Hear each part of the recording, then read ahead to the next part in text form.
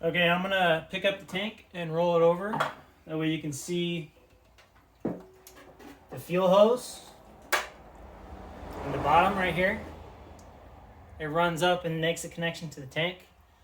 I added another hose clamp, and the only reason I did that is for this procedure, because if you don't have a good plan and you tug, you put too much tension on this fuel line. I was worried about it coming off because this factory hose clamp, if you remove this, it's not reusable. You have to replace it.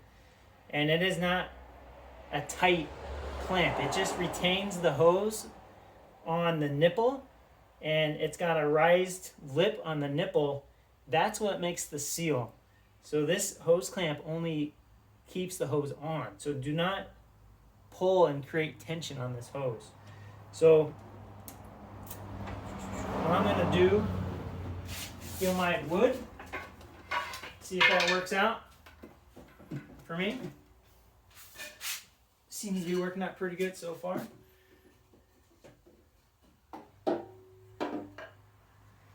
So it's, soft wood, and if I was concerned I could use a rag, but I'm really not. Here.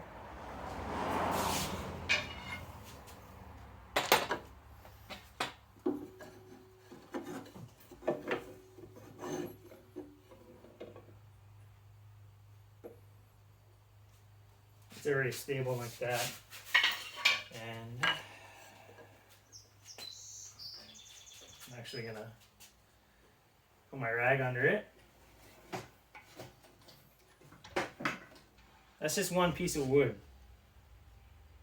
And I'm not gonna do anything crazy. There, so two pieces. I got a piece low and high. And I feel comfortable with that.